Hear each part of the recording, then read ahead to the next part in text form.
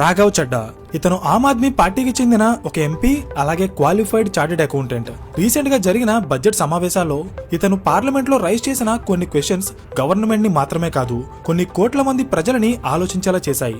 Like income tax, toll tax, politician mobile bills, biometric for voting, incoming calls blocking, airport food prices, 10-minute delivery services and right to recall. ఇలాంటి ఎన్నో problems గురించి Raghav Chadha parliament లో direct గా question చేశారు. So ఇక్కడ point ఏంటంటే, Raghav Chadha raise చేసిన questions social మీడియాలో బాగా వైరల్ అవుతున్నాయి. కానీ ఆ క్వశ్చన్స్ అడగడం వెనుకున్న రీజన్ కానీ, ఫైనాన్స్ మినిస్టర్ అండ్ గవర్నమెంట్ ఈ క్వశ్చన్స్ కి ఎలా రియాక్ట్ అయింది అనే ఇన్ఫర్మేషన్ కానీ పెద్దగా ఎక్కడా లేదు. సో దాని గురించి ఈ వీడియోలో క్లియర్ గా డిస్కస్ చేద్దాం. So let's begin. Hello everyone, welcome to today's video and this is your friend Surya. First of all Raghav Chadda గురించి కాస్త బేసిక్ ఇన్ఫర్మేషన్ తెలుసుకుందాం. రాఘవ్ చడ్డా ఢిల్లీలో పుట్టారు. ఆయన ఒక క్వాలిఫైడ్ చార్టెడ్ అకౌంటెంట్. ఆయన తన CA కోర్స్ కంప్లీట్ చేసిన తర్వాత డెలాయిట్ అండ్ గ్రాంట్ థ్రాన్టాన్ లాంటి పెద్ద పెద్ద అకౌంటెన్సీ కంపెనీస్ లో పనిచేసి 2012 లో ఆమ్ ఆద్మీ పార్టీ స్టార్ట్ అయినప్పుడు ఆ పార్టీలో యాక్టివ్ మెంబర్ గా జాయిన్ అయ్యారు. తర్వాత పార్టీ యొక్క అఫీషియల్ స్పోక్స్ పర్సన్ గా మారి యాక్టివ్ పాలిటిక్స్ లో ఇన్వాల్వ్ అయ్యారు. 2019 లో సౌత్ ఢిల్లీ నుండి ఎంపీగా పోటీ చేసి ఓడిపోయారు. నెక్స్ట్ 2020లో ఢిల్లీ అసెంబ్లీ ఎలక్షన్స్ లో పోటీ చేసి ఫస్ట్ టైం ఎమ్మెల్యేగా గెలిచారు. ఎమ్మెల్యేగా గెలిచిన 2 సంవత్సరాల్లోనే ఆమ్ ఆద్మీ పార్టీ ఆయన్ని రాజ్యసభ మెంబర్ గా నామినేట్ చేసి 2022లో ఆయన్ని పార్లమెంట్ కి పంపించింది. పార్లమెంట్ లో అడుగు పెట్టిన తర్వాత రాఘవ్ చడ్డా చాలా కాంట్రవర్షియల్ ఇష్యూస్ మీద క్వశ్చన్స్ రైజ్ చేశారు. ఆ క్వశ్చన్స్ ఏంటో 1 by 1 చెప్తాను, జాగ్రత్తగా వినండి. Question number 1, biometric for voting. 2024లో జరిగిన జనరల్ ఎలక్షన్స్ లో కేవలం 65% ప్రజలు మాత్రమే ఎలక్షన్స్ లో పార్టిసిపేట్ చేసి ఓటు వేశారు. అంటే దీని అర్థం 100 మందిని పరిపాలించే నాయకుడిని కేవలం 65 మంది మాత్రమే ఎన్నుకున్నారు. ఈ 65% ఓటింగ్ లో కూడా ఎన్ని దొంగ ఓట్లు ఉన్నాయో ఎవ్వరికీ తెలీదు. ప్రెసెంట్ ఇండియాలో ఏదైనా ఒక పొలిటికల్ పార్టీకి ఎక్కువ మెజారిటీ వస్తే అపోజిషన్ పార్టీలు ఈవీఎం హ్యాకింగ్ జరిగిందని ఆరోపిస్తున్నాయి. హర్యానా, కర్ణాటక అండ్ బీహార్ రాష్ట్రాల్లో లక్షల్లో ఫేక్ ఓటింగ్ జరిగిందని రీసెంట్ గా రాహుల్ గాంధీ కూడా ఎలిగేషన్స్ చేశారు. అయితే ఈ ఫేక్ ఓటింగ్ ని కంట్రోల్ చేయడానికి ఎలక్షన్ కమిషన్ ఆఫ్ ఇండియా గతంలో బ్యాలెట్ సిస్టమ్ నుండి ఈవీఎం సిస్టమ్ కి షిఫ్ట్ అయింది. సో ఓటింగ్ యొక్క యాక్యురసీని ఇంకా పెంచడానికి రాఘవ్ చడ్డా ఈవీఎం ప్లేస్ లో బయోమెట్రిక్ సిస్టమ్ ని ఇంట్రడ్యూస్ చేయమని పార్లమెంట్ లో క్వశ్చన్ రైజ్ చేశారు. ఎందుకంటే గవర్నమెంట్ ఇచ్చే పథకాలు ప్రజలకి కరెక్ట్ గా వెళ్తున్నాయా లేదా చెక్ చేయడానికి రేషన్ షాప్స్ లో, యూరియా సెంటర్స్ లో, అలాగే పెన్షన్ తీసుకున్నప్పుడు బయోమెట్రిక్ పెట్టగలిగినప్పుడు దేశ భవిష్యత్ ని డిసైడ్ చేసే నాయకుడిని ఎన్నుకోవడానికి బయోమెట్రిక్ ని ఎందుకు పెట్టకూడదు? అలా చేస్తే అది ఫేక్ ఓటింగ్ ని ఎలిమినేట్ చేయడం మాత్రమే కాకుండా ట్రాన్స్పరెన్సీని అలాగే ప్రజల నమ్మకాన్ని కూడా పెంచుతుంది. అర్థమైందా? Question number 2, toll tax. ఇండియాలో మనం ఒక కార్ కొన్నప్పుడు దానికి GST, road safety cess, TCS and registration ఫీజుతో పాటు రోడ్ ట్యాక్స్ కూడా కట్టే దాన్ని రోడ్డు మీదకి తీసుకొస్తాం.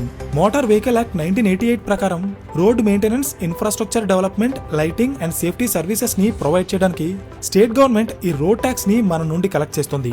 కానీ చాలా ప్రాంతాల్లో ఉన్న రోడ్స్ కి అసలు మెయింటెనెన్సే ఉండదు. పైగా ఇన్ని ట్యాక్స్లు కట్టిన తర్వాత కూడా అడిషనల్ గా మనం టోల్ ట్యాక్స్ కట్టాల్సి వస్తుంది. సో ఇక్కడ రాఘవ్ చడ్డా రైజ్ చేసిన క్వశ్చన్ ఏంటంటే, ఆల్రెడీ రోడ్ ట్యాక్స్ కట్టిన తర్వాత కూడా మళ్ళీ టోల్ ట్యాక్స్ ఎందుకు కట్టాలి? హైవేస్ మీద ఉండే ఈ టోల్ ప్లాజాస్ వల్ల ట్రాఫిక్ జామ్స్ పెరిగి valuable time and fuel waste అవడం మాత్రమే కాదు, ప్రొడక్టివిటీ కూడా తగ్గిపోతుంది. అందుకే ఏ వెహికల్ అయినా టోల్ గేట్ దగ్గర 5 minutes కంటే ఎక్కువ వెయిట్ చేస్తే వాళ్ళు టోల్ కట్టాల్సిన అవసరం లేకుండా ఒక స్ట్రిక్ట్ రూల్ ని తీసుకురావాలని రాఘవ్ చడ్డా డిమాండ్ చేశారు. దీనికి రోడ్ అండ్ ట్రాన్స్పోర్ట్ మినిస్టర్ అయిన నితిన్ గడ్కరీ రెస్పాండ్ అయ్యి శాటిలైట్ బేస్డ్ టోలింగ్ సిస్టమ్ ని ఇంట్రడ్యూస్ చేస్తామని అనౌన్స్ చేశారు. అంటే కార్ లో ఉండే GPS ని ట్రాక్ చేసి కార్ హైవే మీదకి వస్తే ఆటోమేటిక్ గా అకౌంట్ నుండి టోల్ ఫీజు కట్ చేస్తారు. అంటే ట్యాక్స్ కలెక్షన్ ప్రాసెస్ ని సింప్లిఫై చేస్తారు, కానీ టోల్ ట్యాక్స్ మాత్రం కట్టి తీరాల్సిందే. Question number 3, mobile recharges. Recent గా ఇండియాలో ఉన్న చాలా టెలికాం కంపెనీస్ మొబైల్ రీఛార్జ్ చేయకపోతే అవుట్ గోయింగ్ కాల్స్ తో పాటు ఇన్కమింగ్ కాల్స్ ని కూడా బ్లాక్ చేస్తున్నారు. దీనివల్ల చాలా మంది సామాన్య ప్రజలు సఫర్ అవుతున్నారు. SIM card and mobile phone మనదైనప్పుడు దానికి వచ్చే కాల్స్ ని ఆపి బలవంతంగా రీఛార్జ్ చేసేలా చేయడం ఒక రాబరీతో సమానమని చెప్పి రాఘవ్ చడ్డా పార్లమెంట్ లో క్వశ్చన్ రైజ్ చేశారు. ఎందుకంటే ఇలా ఇన్కమింగ్ కాల్స్ అండ్ SMS ఆపడం వల్ల ఎమర్జెన్సీ సిచ్యువేషన్ లో ఉన్న వాళ్ళకి కాల్స్ కానీ బ్యాంక్ OTPs కానీ రాక వాళ్ళు చాలా ఇబ్బంది పడుతున్నారు. సో ఇమీడియట్ గా గవర్నమెంట్ ఇంటర్ఫియర్ అయ్యి ఈ మోనోపోలిస్టిక్ ప్రాక్టీసెస్ ని ఆపాలని, ఇన్కమింగ్ కాల్స్ అండ్ మెసేజెస్ ని సిటిజన్స్ యొక్క కమ్యూనికేషన్ ఎడ్యుకేషన్ రైట్ గా ట్రీట్ చేయాలి కానీ ఒక పెయిడ్ సర్వీస్ గా మార్చకూడదని రాఘవ్ చడ్డా డిమాండ్ చేశారు. Question number 3, right to recall. Present social మీడియాలో ఈ క్వశ్చన్ చాలా వైరల్ అవుతుంది. రైట్ టు రీకాల్ అంటే ఇండియాలో 18 ఏళ్ల వయసు దాటిన ప్రతి ఒక్కరికి ఎలక్షన్స్ లో ఓటు వేసి వాళ్ళ నాయకుడిని ఎన్నుకునే హక్కు ఉంటుంది. సో ప్రజలు ఎన్నుకున్న నాయకుడు 5 ఏళ్ల పాటు వాళ్ళని రూల్ చేస్తాడు. 5 ఏళ్లంటే అది చాలా ఎక్కువ టైం.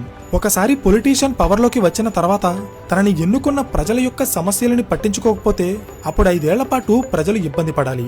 అందుకే నాయకుడిని ఎన్నుకునే హక్కు ఉన్న అదే ప్రజలకి ఆ నాయకుడు సరిగా పనిచేయకపోతే దించేసే హక్కు కూడా కల్పిస్తే అప్పుడు ఎలక్టెడ్ రిప్రజెంటేటివ్స్ భయంతో పాటు బాధ్యతగా పనిచేస్తారు.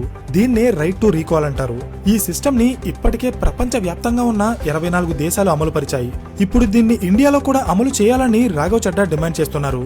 ఈ రైట్ టు రీకాల్ అనేది ఎలా ఉపయోగపడుతుందంటే కొంతమంది ఎమ్మెల్యేస్ అలాగే ఎంపీస్ ఎలక్షన్ టైంలో ఎలా అయినా గెలవాలి అనే ఆలోచనతో ఉన్నవి లేనివి హామీలిచ్చి పవర్ లోకి వస్తారు. వాళ్ళ ధీమా ఏంటంటే వన్స్ పవర్ లోకి వస్తే నెక్స్ట్ 5 ఇయర్స్ పాటు వాళ్ళని ఎవ్వరూ టచ్ చేయలేరు అనుకుంటారు.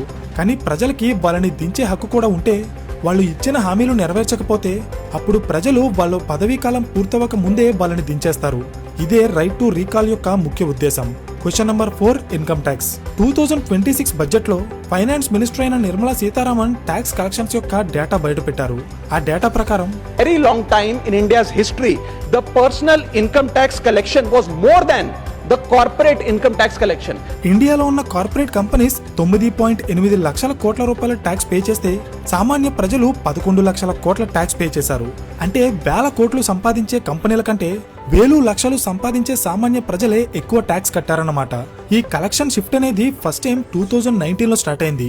దీనికి రీజన్ ఏంటంటే 2019 లో సెంట్రల్ గవర్నమెంట్ డొమెస్టిక్ కంపెనీస్ యొక్క బేస్ రేట్ ని 30% నుండి 25.17% కి తగ్గించింది. దీనివల్ల టోటల్ ట్యాక్స్ కలెక్షన్ లో 62% ఉండే కార్పొరేట్ ట్యాక్స్ ఇప్పుడు 47% కి పడిపోతే పర్సనల్ ఇన్కమ్ ట్యాక్స్ యొక్క కంట్రిబ్యూషన్ 38% నుండి 53% కి పెరిగింది. అంటే దీని అర్థం దేశాన్ని నడిపించడానికి సామాన్య ప్రజలే తమ పాకెట్ నుండి ఎక్కువ డబ్బుని ఖర్చు పెడుతున్నారు. సో ఇది చూసిన రాఘవ్ చడ్డా శాలరీ తీసుకునే మిడిల్ క్లాస్ వాళ్ళని గవర్నమెంట్ ఒక ఏటీఎం మిషన్ లా వాడుకుంటుందని చెప్పి పార్లమెంట్ లో కామెంట్స్ చేశారు. మిడిల్ క్లాస్ వాళ్ళకి న్యాయం జరగాలంటే ఇన్కమ్ ట్యాక్స్ లో స్టాండర్డ్ డిడక్షన్ ని 75,000 నుండి 1.5 lakh కి పెంచాలని డిమాండ్ చేశారు. ఇన్కమ్ ట్యాక్స్ విషయంలో మాత్రమే కాదు, ఎల్టీసీజీ ఇష్యూని కూడా ఆయన పార్లమెంట్ లో రైజ్ చేశారు. ఎల్టీసీజీ అంటే long term capital gain tax. Stock market లో మీరు ఏదైనా ఒక కంపెనీ యొక్క షేర్స్ లో ఇన్వెస్ట్ చేసి దాని నుండి వచ్చిన లాభాన్ని 1 సంవత్సరం తర్వాత అమ్మితే ఆ లాభాల మీద కూడా గవర్నమెంట్ 12.5% ట్యాక్స్ వేస్తుంది. దీన్నే long term capital gain tax అంటారు. ఈ ట్యాక్స్ కి భయపడే చాలా మంది భారతీయులు వాళ్ళు దాచుకున్న డబ్బుని స్టాక్ మార్కెట్ లో కాకుండా గోల్డ్ అండ్ రియల్ ఎస్టేట్ లో పెడుతున్నారు. ఎందుకంటే స్టాక్ మార్కెట్ లో వచ్చే లాభాలే అంతంత మాత్రం. అలాంటి లాభాల మీద కూడా మళ్ళీ గవర్నమెంట్ 12.5% ట్యాక్స్ తీసుకుంటే ఇంకా సామాన్యుడికి మిగిలేదేముంటుంది? అందుకే ఇండివిజువల్ రీటైల్ ఇన్వెస్టర్స్ కి ఈ ఎల్టీసీజీ ట్యాక్స్ అప్లై అవ్వకుండా అబోలిష్ చేయమని రాఘవ్ చడ్డా పార్లమెంట్ లో డిమాండ్ చేశారు. कि long term capital gain tax on equities should be made nil in this country for individual investors. అలా చేస్తే అప్పుడు గోల్డ్ అండ్ రియల్ ఎస్టేట్ లో వచ్చిన లాభాలని ప్రజలు స్టాక్ మార్కెట్ వైపు మళ్లిస్తారు. దానివల్ల ఇన్వెస్ట్మెంట్స్ పెరిగి ఎకానమీ గ్రో అవుతుంది. అర్థమైందా? Question number 6, airport food prices. Airways అనేవి రోడ్వేస్ అండ్ రైల్వేస్ లాగే ఒక మోడ్ ఆఫ్ ట్రాన్స్పోర్ట్. కానీ మన దేశంలో ఉన్న ఎయిర్పోర్ట్స్ ని ట్రాన్స్పోర్ట్ పాయింట్ ఆఫ్ వ్యూలో కాకుండా లగ్జరీ షాపింగ్ మాల్స్ లా మార్చేస్తున్నారు.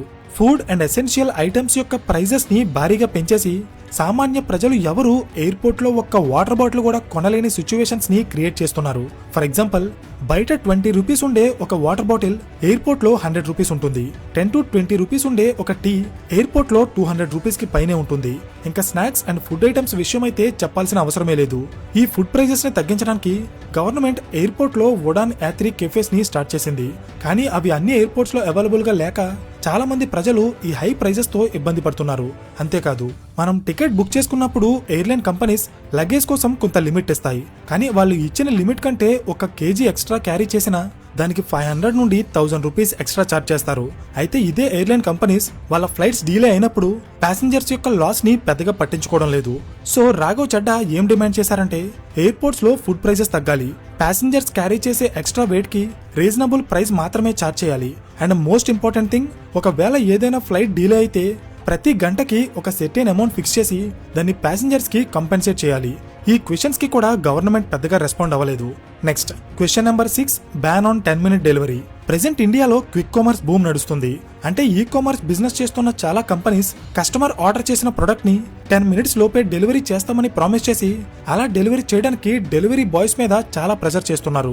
ఈ ప్రెజర్ ని హ్యాండిల్ చేయలేక చాలా మంది delivery agents red light jumping and over speeding చేసి ట్రాఫిక్ రూల్స్ ని వైలేట్ చేస్తున్నారు.